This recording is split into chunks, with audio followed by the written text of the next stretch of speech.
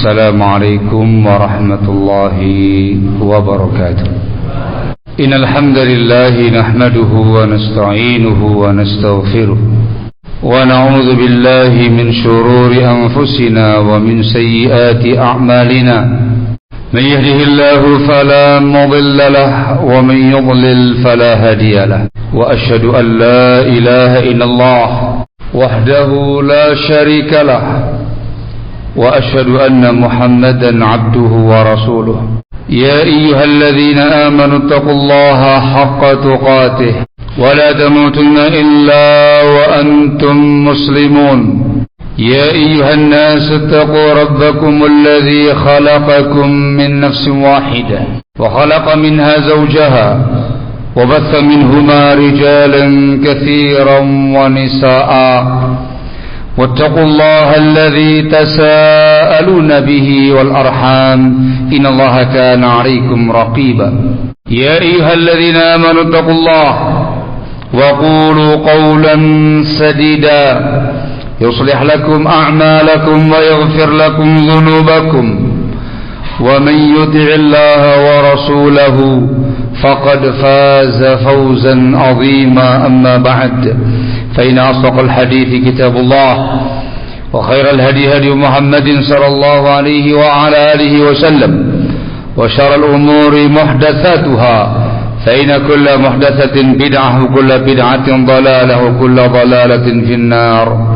أيها الناس, kaum muslimin wal muslimat, para hadirin rahimakumullahu ta'ala jami'an. Alhamdulillah, pada kesempatan ba'da zuhur ini Allah Jalla wa'ala beri kemudahan kepada kita untuk sejenak setelah melaksanakan kewajiban kita zuhur berjamaah, sejenak meluangkan waktu untuk siraman rohani, menambah wawasan-wawasan keagamaan kita untuk kebaikan agama kita, dunia kita, insyaallah akhiratnya kita. Barakallahu fikum.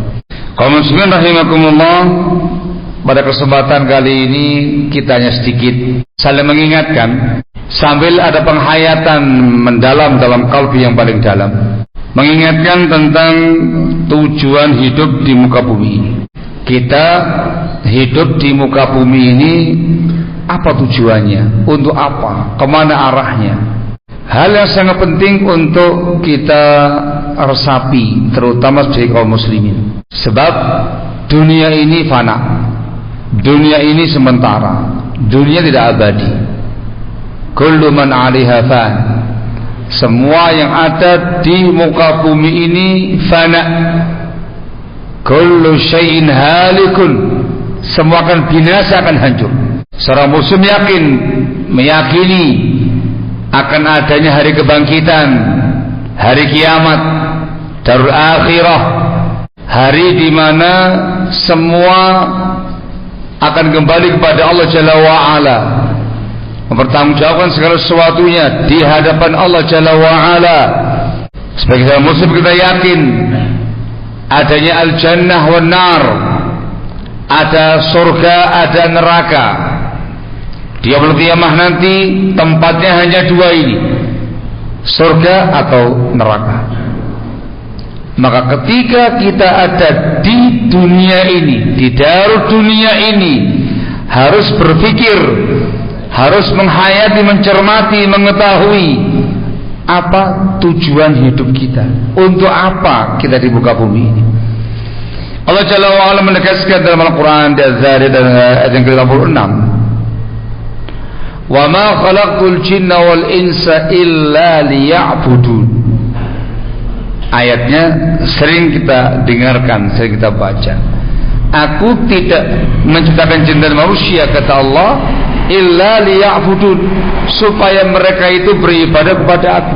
Hanya untuk ibadah kepada Allah, hanya untuk mengabdi kepada Allah. Nas Al-Quran, kalam ilahi, firman Allah Jalla wa'ala yang menegaskan ini. Ingat, diciptakan untuk ibadah, pengabdian kepada Allah Jalla wa'ala. Yang melaksanakan kita, yang mengerjakannya kita. Barang siapa yang beribadah kepada Allah, pasti akan dikasih semua yang dia pinta, yang dia dambakan. kebahagiaan dunia dikasih, agama yang lurus dikasih, kenikmatan lahir batin dikasih, kehidupan yang baik dikasih, dan yang paling utama nasib di akhirat nanti dikasih yang terbaik, surga bagi yang bertakwa, surga bagi yang saleh, surga bagi yang taat beribadah. Artinya kemanfaatannya untuk kita sendiri, maslahatnya untuk kita sendiri. Kita yang mencari kebahagiaan, kita yang mencari kemapanan, kita yang mencari ketenteraman, kita yang mencari masa depan cerah dunia akhirat dengan ibadah tadi. Itu kuncinya. Yang tidak, maka dia akan sengsara, menderita, binasa bahkan dunianya, apalagi agamanya, na'udzubillah akhiratnya. Ingat baik-baik, kita hidup di muka bumi ini untuk beribadah kepada Allah Jalla wa'ala. Maka orang yang akil, yang cerdas, dia akan berupaya sekuat tenaga menjadikan semua aktivitas dia di muka bumi ini bernilai ibadah, berbuah ibadah, nggak ada yang sia-sia. Maka yang pertama harus tahu apa ibadah itu, supaya dipahami, oh ini ibadah, ini ibadah, ini ibadah, itu ibadah. Dijelaskan oleh para ulama kita, al-ibadatu hiya ismun jami'un li kulli ma yuhibbuhu Allah wa yardah min al-aqwali wal af'ali al-zahira wal batinah al-muta'alliqa bi huquqillah wa huquqi ibadih. Luas banget ibadah itu. Ibadah itu sebuah nama yang mencakup segala sesuatu yang Allah cintai, yang Allah ridhai, baik itu ucapan, perbuatan, yang lahir, yang batin, baik terkait dengan hak Allah Jalla wa'ala, hablum minallah, atau yang terkait dengan hak sesama hamba, hablum minan nas. Itu ibadah, luas sekali ibadah itu. Kata kuncinya ialah Allah mencintainya, Allah meridainya. Ada ibadah mahdhah, ibadah hamba antara hamba dengan Rabbnya. Ada ibadah muamalah, ibadah akhlak sesama hamba, hablum minan nas. Yang penting Allah ridha, yang penting Allah mencintainya, itu ibadah. Bagaimana kita tahu, bagaimana kita bisa mengerti Allah mencintainya, Allah meridainya? Yang pertama ditegaskan langsung dalam Al-Quranul Karim, kitab suci kita, dijelaskan dalam hadisnya Rasulullah SAW, tegas lafaz Allah mencintainya, Allah meridainya. Sebagai contoh Allah mengatakan dalam firman-Nya, innallaha yuhibbut tawwabina wa yuhibbul mutatahhirin. Allah mencintai orang-orang yang gemar bertaubat dan yang gemar bersuci. Taubat itu mensucikan batiniahnya, tahur itu mensucikan lahiriahnya. Yang suci lahir batinnya, suci dari hadas, dari najis, rapi, wangi, bersih. Batiniahnya suci dari berbagai macam dosa, penyimpangan, dengan banyak taubat kepada Allah Jalla wa'ala. Yuhibbu, Allah mencintai. Taubat itu ibadah, bersuci itu ibadah. Yang kedua, Allah Jalla wa'ala yang memerintahkan. Allah perintahkan baik secara wajib atau secara sunnah untuk mengerjakannya, atau Allah melarangnya, kita tinggalkan, meninggalkan yang Allah larang. Oh, cinta itu. Ini semuanya kata kunci. Penjabarannya semuanya ada pada bimbingan Islam yang diajarkan Nabi kita Muhammad sallallahu alaihi wasallam. Perintah-perintah agama Allah mencintainya. Kalau kamu kerjakan itu pahala. Yang namanya agama ada meninggalkan larangan Allah Jalla wa'ala. Kamu tinggalkan, Allah mencintainya. Kamu tinggalkan, itu pahala. Ada yang perkara akidah, perkara amaliyah ibadah, ada perkara akhlakiyah, adabiyah, tata krama, ada masalah interaksi muamalah duniawiyah.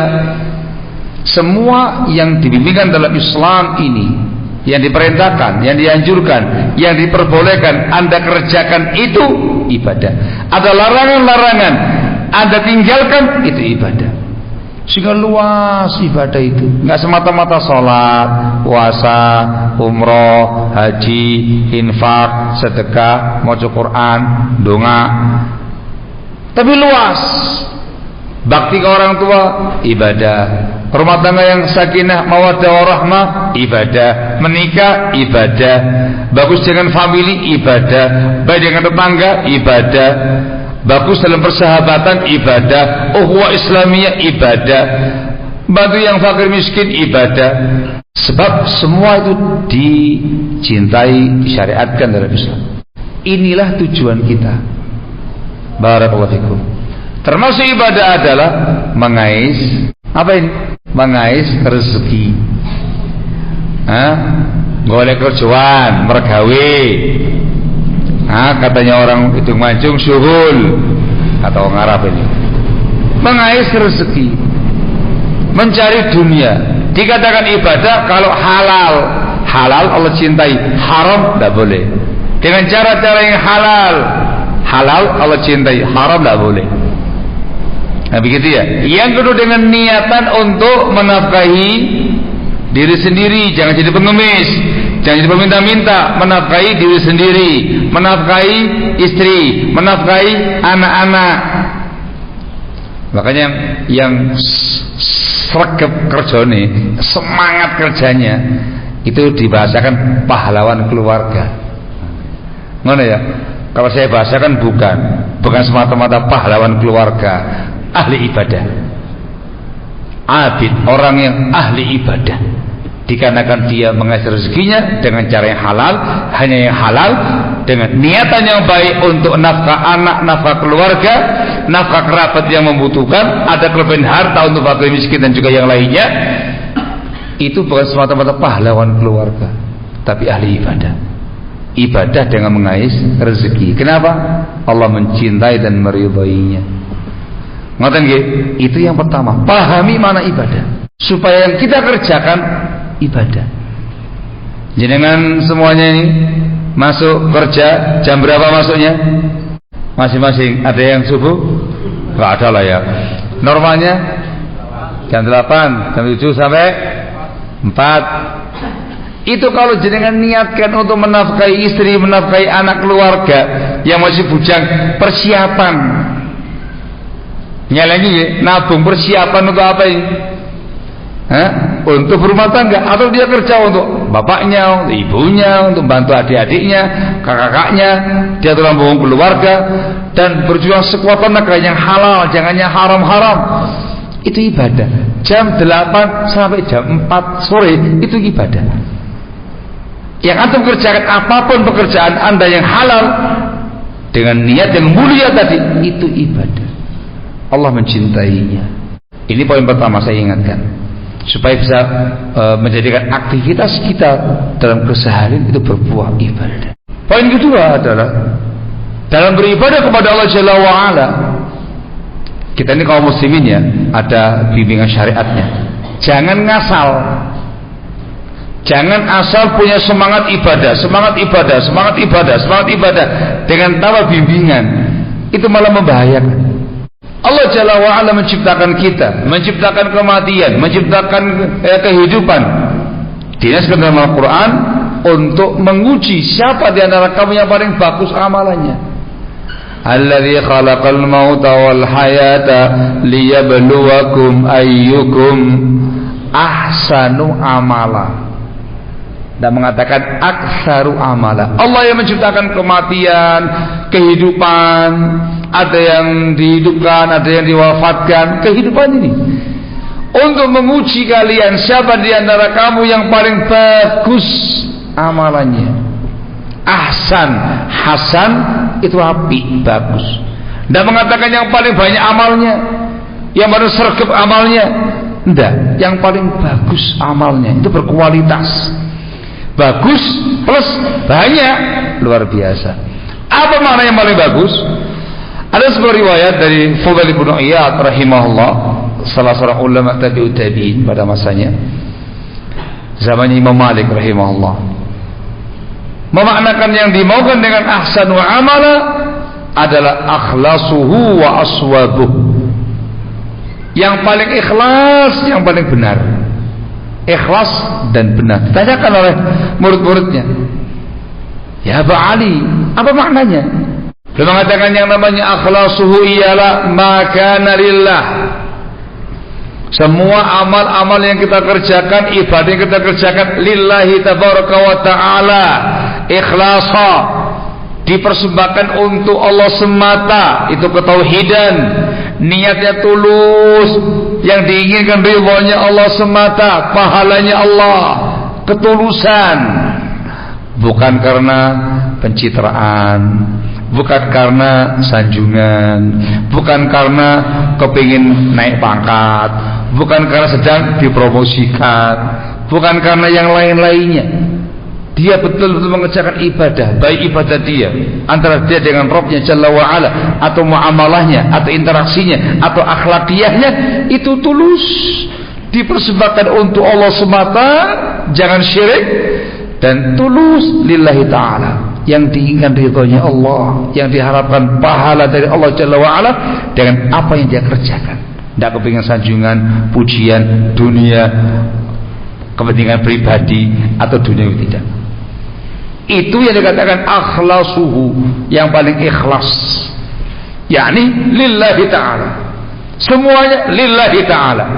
Kita bekerja lillahi ta'ala, ikhlas, tulus, kita bekerja yang halal, nanti hasilnya untuk menafkahi anak istri, pribadi, hidup mandiri. Sementara yang aswabuhu, yang dikatakan benar, maka muwafiqan lis-sunnah, amalan yang sesuai dengan bimbingan Nabi kita Muhammad SAW. Ada aturan mainnya, jangan ngasal ibadah. Ibadahnya dicek terlebih dahulu, ada nggak bimbingan syariatnya. Apakah Rasul menjelaskan, Rasul membimbingkan? Ini namanya ilmiah dalam beribadah. Ada ilmunya, Al-Quran menjelaskan, hadis Rasul menjelaskan, ulama menerangkan ilmiah dengan bimbingan. Ada ibadah ini, dirinci tata caranya bagaimana, waktunya di mana, tempatnya di mana, berapa kali, berapa jumlahnya, bagaimana, berbagai macam terkait dengan semuanya. Dikaji, dipelajari supaya persis sesuai dengan apa yang dicontohkan Nabi kita Muhammad SAW.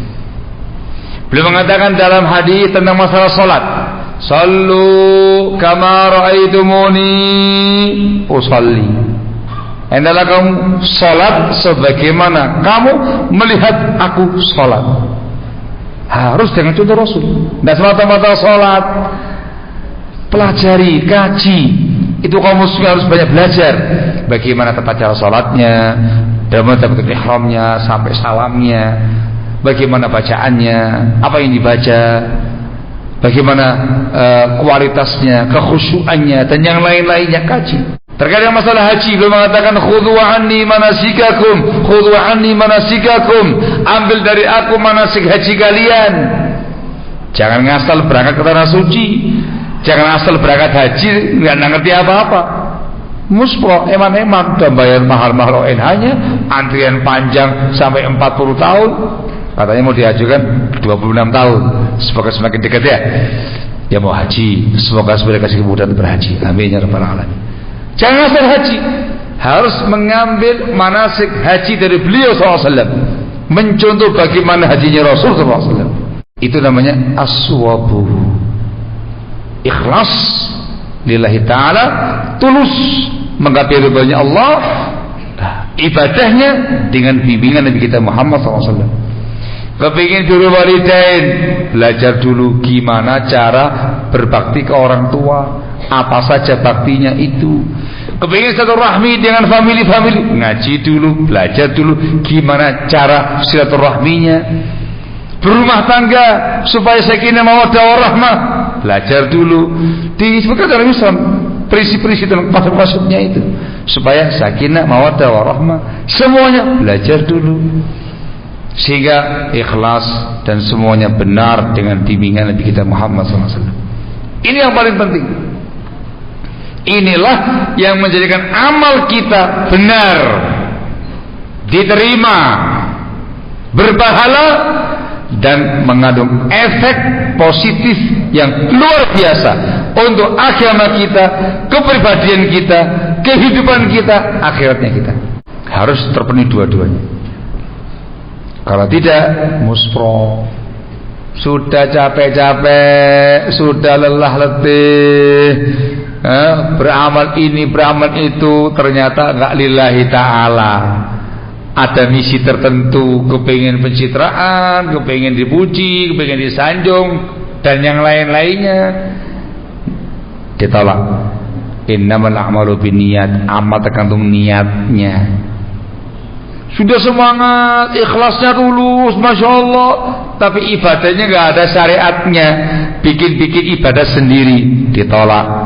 Rasul mengatakan dalam hadis, man amila amalan laisa alaihi amruna fahuwa raddun, yang mengamalkan sebuah amal dengan tanpa contoh dari kami tertolak, muspro, eman-eman. Maka yang kedua adalah perhatikan kualitas amalmu, ibadahmu. Kita dikasih kewajiban untuk beribadah, tujuan hidup, pahami apa makna ibadah. Setelah tahu, kerjakan ibadah itu dengan penuh keikhlasan, dan harus ada ilmunya dengan bimbingan Nabi kita Muhammad SAW. Di Al-Quran dijelaskan, hadis menerangkan, ulama juga menjelaskan, tinggal dipelajari. Dan yang ketiga, ini temanya kita sekarang ini, efek positif sebuah ibadah yang benar. Dampaknya itu luar biasa untuk kepribadian kita, untuk duniawiyah kita, untuk agama kita, bahkan untuk akhiratnya kita.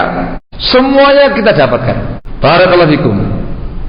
Anda ingin mendapatkan barakallahu fikum, bermimpi, nggak usah mimpi dan diwujudkan aja wis.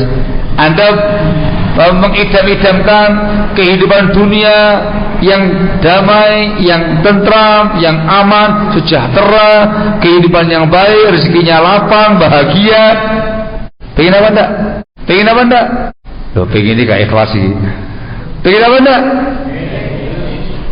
Kalau gak pengen, orang waras ya, kudu RSC ya. Semua orang yang berakal sehat kepingin mendapatkan hidup yang tenang, tentram, damai, sejahtera, makmur, gitu ya, makmur, bahagia. Kata kuncinya hanya pada ibadah ini, dengan keimanan. Allah mengatakan dalam firman-Nya, "Wa man 'amila shalihan min dzakarin aw untha wa huwa mu'min falanuhyiyannahu hayatan thayyibah." Allah yang ngasih janji, bukan saya, bukan direktur Simet Pemalang, bukan apanya lagi ini, petingginya antum-antum ini. Yang ngasih Allah Jalla wa'ala. Dan barang siapa yang beramal soleh, nama lain daripada ibadah yang benar, namanya amal soleh, namanya ketakwaan yang benar. Yang beramal soleh, baik dia laki-laki atau dia wanita, dan dia seorang yang mukmin, muslim. Yang pertama mukmin dulu nih, mohon maaf ini kaplingan kaum muslimin ya. Yang non login dulu. Kalau nggak login, percuma, ditolak amalnya jenengan. Anda beramal apapun kalau belum login, masih non, ditolak. Lain asrakta la yahbatana amaluk. Kalau kamu berbuat syirik, kamu kufur, batal semua amal kamu. Kalau mengatakan dalam yang lain, wa qadimna ila ma 'amilu min 'amalin faj'alnahu haba'an manthura. Kami persembahkan, kami tunjukkan semua yang mereka amalkan dulu di dunia, tapi masih non, belum login, kami jadikan debu yang berterbangan. Mohon maaf ya, ini bukan pembahasan syara, ini pembahasan akidah kaum muslim. Ini kaplingan untuk kaum muslim. Mukmin dulu, muslim dulu. Baru yang kedua, amila sholihah, beramal soleh, baik laki-laki atau perempuan. Allah mengatakan dalam janjinya dalam ayat ini, falanuhyiyannahum hayatan thayyibah. Itu dalam ilmu nahwunya, lughahnya dikasih banyak penekanan. Yang pertama lam taukid, yang kedua nun taukid tsaqilah, la falanuhyiyannahum. Itu penekanan demi penekanan, sebuah kepastian tidak mungkin dilanggar. Falanahiyannahum hayatan thayyibah, maka sungguh-sungguh kami akan hidupkan mereka, kasih kehidupan pada mereka dengan hayatan thayyibah, kehidupan yang baik, yang tentrem, yang damai, yang sejahtera, yang makmur, yang bahagia, yang maban, yang barokah, yang antum impikan selama ini. Hayatan thayyibah, kehidupan yang baik, sebuah kalimat yang simpel tapi dalam maknanya menggapai semua yang antum impikan di kepalanya antum. Antum ingin apa dunia ini? Hayatan thayyibah di dalamnya. Dan dalam tafsir disebutkan bukan semata-mata hayatan thayyibah di dunia, tapi juga hayatan thayyibah fil akhirah. Di mana itu? Surganya Allah Jalla wa Ala. Dunianya bahagia, di dunia bahagia, tenang, damai, sejahtera, sukses dunianya tadi. Di kiamat nanti yang paling penting surganya Allah menanti. Apa kata kuncinya? Anda muslim, Anda mukmin, dan diwujudkan dengan amalan soleh. Harus jadi muslim yang taat beribadah, muslim yang soleh, yang bertakwa, yang baik, yang berakhlakul karimah, budi pekerti yang luhur. Ini dampak positif ibadah kita. Yang ibadah kita yang dikasih pahala besar adalah kita hayatan thayyibah dunia akhirat. Barakallahu fikum. Yang namanya kehidupan dunia, di dunia ini ya kawan, kawan yang saya hormati, tidak semuanya menyenangkan. Namanya di dunia ada kalanya dikasih cobaan dan ujian. Nah gitu ya.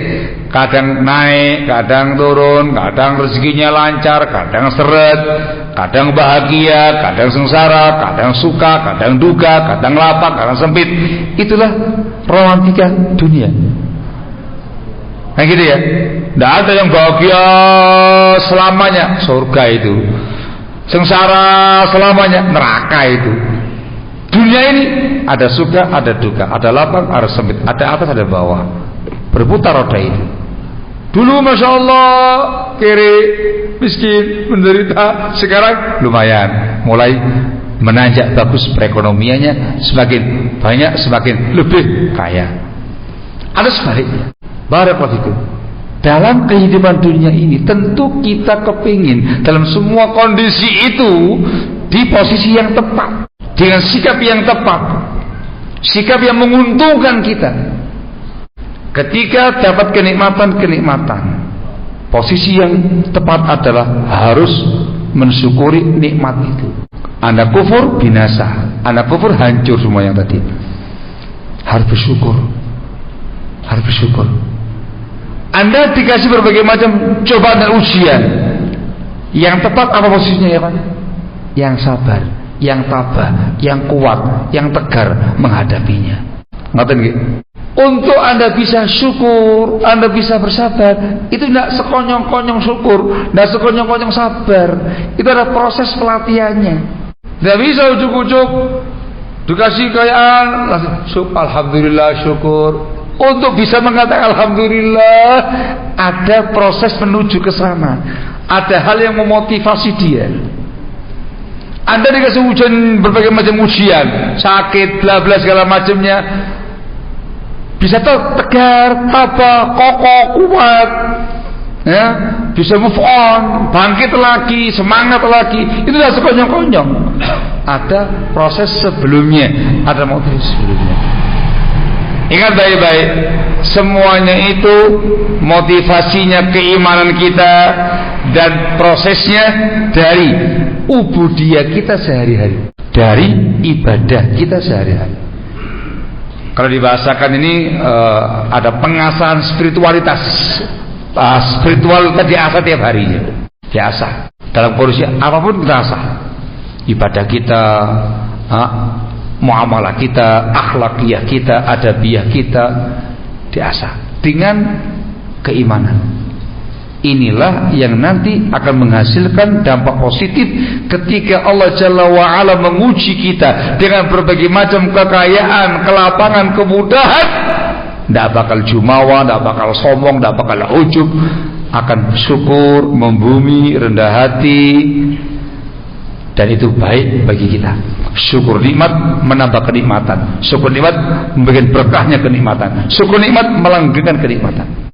Kita perhatikan sebuah hadis dalam Sahih Muslim dari sahabat Suhaib bin Sinan Ar-Rumi, semoga Allah meridhoinya. Hanya dari Romawi datang ke Mekah masuk Islam. Rasul mengatakan dalam sabdanya sallallahu alaihi wasallam, "Ajaban li amril mu'min, inna amrahu kullahu lahu khair, wa laysa dzalika li ahadin illa lil mu'min." Sungguh menakjubkan, ajaib sekali urusan orang yang mukmin yang beriman itu. Kata-kata mukmin itu menggambarkan muslim yang taat, muslim yang saleh, muslim yang bertakwa, muslim yang ahli ibadah. Mukmin levelnya bukan semata-mata muslim, tapi mukmin.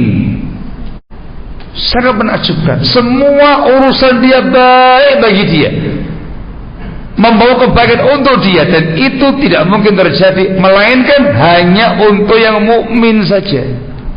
Mukmin ada dorongan keimanan, keislaman, kesolihan, ketaatan, ketakwaan sebelumnya.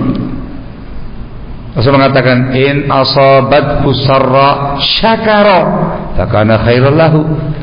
Dikasih yang namanya ujian, kemudahan-kemudahan, kelapangan-kelapangan, bersyukur dia, dan syukur itu baik untuknya.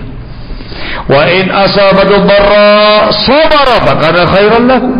Ketika diuji dengan berbagai macam kesempitan, kesusahan, penderitaan, kesengsaraan, sabar dia, dan sabar itu baik bagi diri.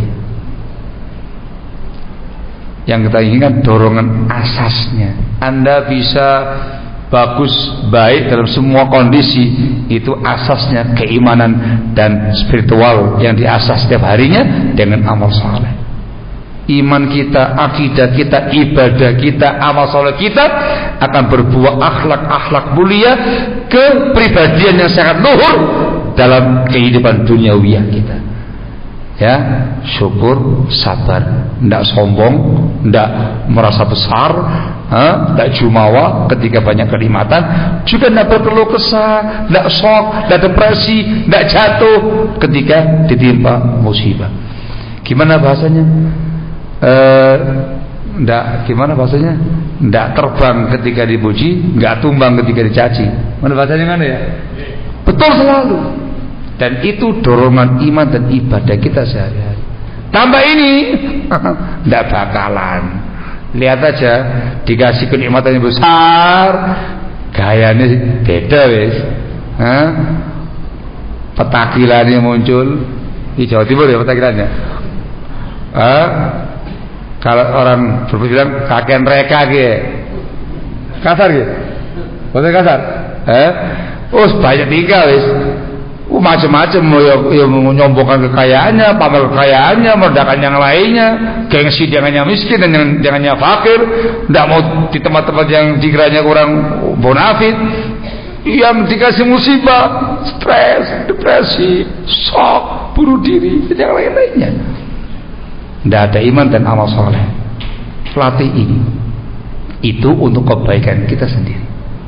Yang terakhir, ibadah kita yang benar tadi itu akan juga melahirkan akhlak yang mulia, budi pekerti yang luhur, betul-betul akan membawa kita kepada akhlak mulia, mengerjakan hal-hal besar yang mulia, dan terhindarkan dari hal yang mungkar, yang keji, yang menjijikkan, yang merendahkan kita, yang terhormat. Itu efek ibadah yang benar. Kita perhatikan sebuah ayat terkait dengan masalah salat. Allah mengatakan dalam firman-Nya, "Inna salata tanha 'anil fahsya'i wal munkar." Sesungguhnya salat itu mencegah pelakunya dari tindakan yang keji dan yang mungkar. Apakah sekedar salat? Tidak. Silakan baca buku tafsirnya, tidak usah jauh-jauh. Tafsir Ibnu Katsir dijelaskan yang dimaukan salat yang benar. lengkap dengan rukun-rukunnya, syarat-syaratnya, wajib-wajibnya, amal-amal sunnahnya dikerjakan dengan penuh keikhlasan, seperti dicontohkan Nabi kita Muhammad SAW, dengan semangat, dengan kesungguh-sungguhan, dengan penghayatan, gitu loh. Yang betul sholatnya, baru efeknya adalah tanha anil fahsya'i wal munkar, akan membuat kita semakin berwibawa, membuat kita memiliki akhlak yang sangat mulia, diajari untuk mengerjakan hal-hal besar, hal-hal yang mulia, yang bermartabat dalam kehidupan kita. Dan Allah Jalla wa'ala akan memberikan taufik pada dia terhindar dari semua yang keji-keji, fahsya, yang mungkar-mungkar, terhindar dari semua tadi.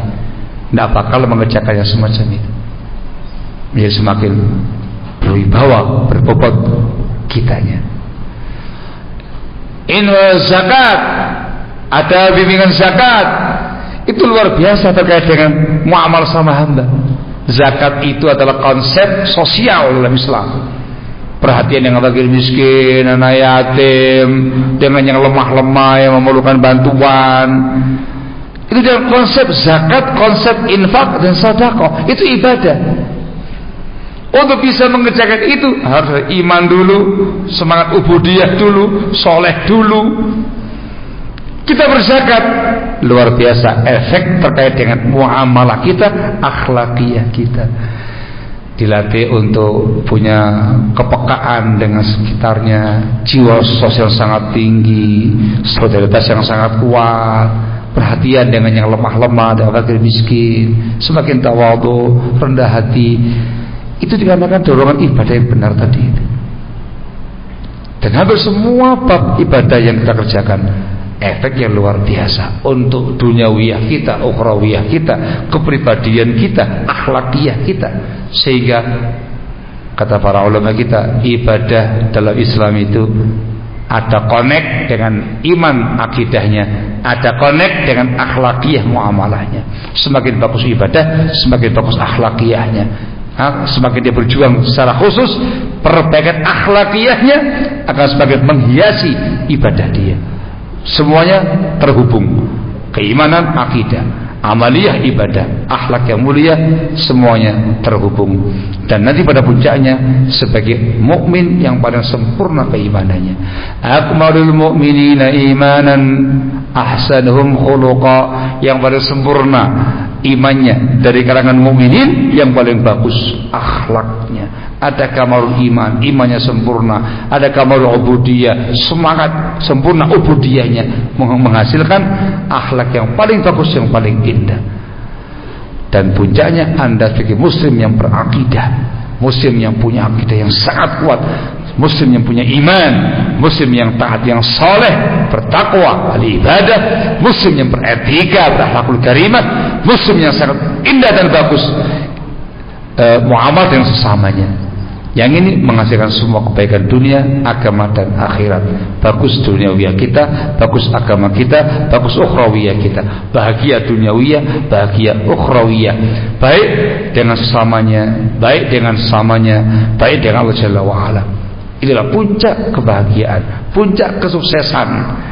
Di yaumul qiyamah nanti jaminannya adalah surganya Allah Jalla wa'ala. Wal aqibatu lil muttaqin, akibat akhir yang baik untuk yang bertakwa kepada Allah Jalla wa'ala. Maka bersemangatlah sekarang ikhwan, kaum muslimin yang saya hormati, mumpung masih hidup, haid di kandung badan, berjuanglah sekuat tenaga supaya semua aktivitas kita, baik amaliyah, duniawiyah, semuanya ini bernilai ibadah. Semuanya ibadah nilainya. Lalu berjuanglah perbaiki ibadahnya, yang ikhlas, yang tulus, dan semua dengan bimbingan Nabi kita Muhammad SAW. Nanti tunggu Anda mendapatkan sekian banyak keutamaan, fadilah, buah hasil indah, dampak positif dari apa yang kita kerjakan. Akan bahagia dunia dan akhirat insyaallah taala.